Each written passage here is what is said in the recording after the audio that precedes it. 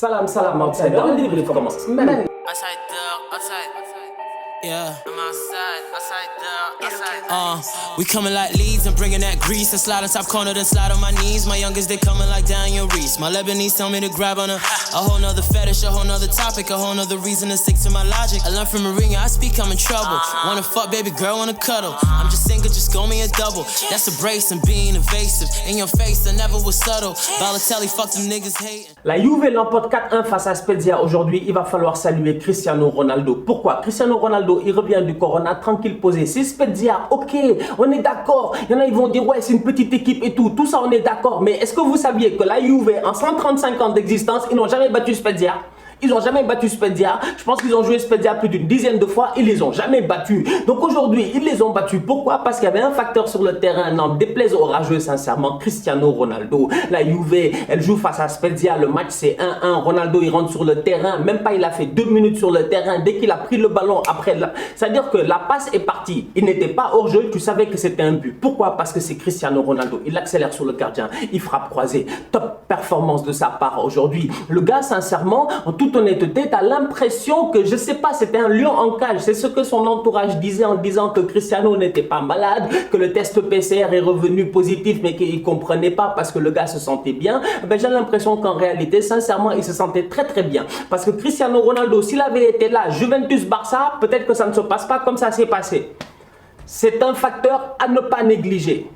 Attention à lui. Alvaro Morata, Paulo Dybala, c'est la paire qui a commencé ce match-là face à Spezia en attaque. Paulo Dybala, cette saison, bon, on attend encore mieux de Paulo Dybala. Paulo Dybala, plusieurs fois dans le match, il a l'occasion, je dis bien, de faire un décalage qui peut être décisif pour que les gars marquent, il frappe.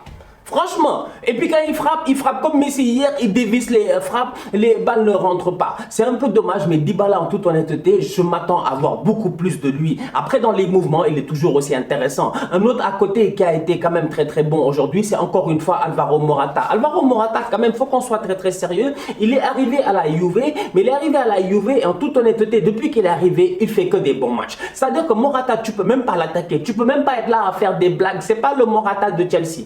Le Morata de Chelsea, je te dis, franchement, c'était presque un Sénégalais. Il s'appelait Moraté. C'était un truc de malade, sincèrement. C'était Moraté. Alors que lui, c'est un vrai Alvaro, sincèrement. Un top player. Aujourd'hui, il est toujours bien positionné. Malheureusement, il est passé de Moraté à Morchouya. Pourquoi? Parce qu'il est toujours hors jeu d'un Chouya. Morata a claqué 7 buts depuis qu'il est arrivé à la Juve. 6 hors jeu.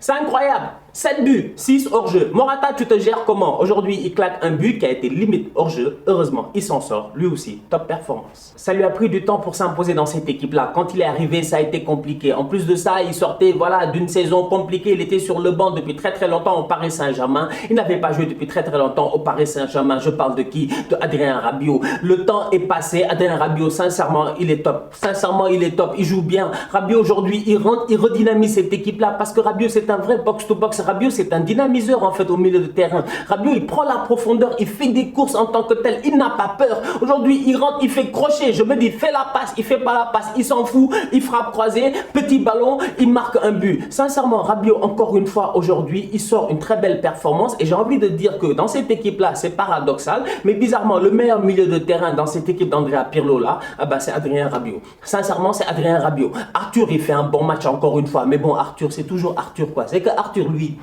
il prend le ballon, après il tourne. Après il prend, il fait passe. Après il dit redonne-moi. Je prends, après il tourne, après il passe. Après il redonne, je tourne, après il fait passe.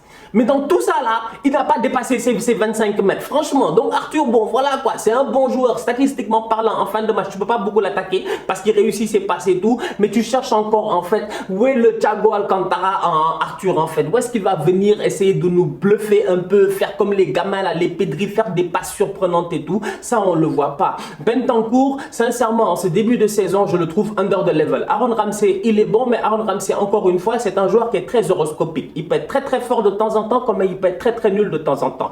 Rabiot, il est constant. Donc sincèrement, c'est à saluer. Rien à dire. Très belle rentrée de sa part. Le Barça a gagné 5-0 face à Ferencváros. J'ai déjà mal pour eux. Sincèrement, j'ai déjà mal pour eux. Parce qu'il y en a un qui va faire son retour en Ligue des Champions. C'est qui? C'est Cristiano Ronaldo. Il va être de retour. Mr. Champions League. C'est lui, c'est sa compétition. Il n'y a personne de meilleur que lui dans cette compétition-là. Il va être de retour face à qui? Ferencváros. Ils vont les tuer. Ils vont les tuer, je te dis, lancez les enchères, 7-0, 8-0, quadruplé de Ronaldo, je sais pas, mais ça risque d'être une boucherie.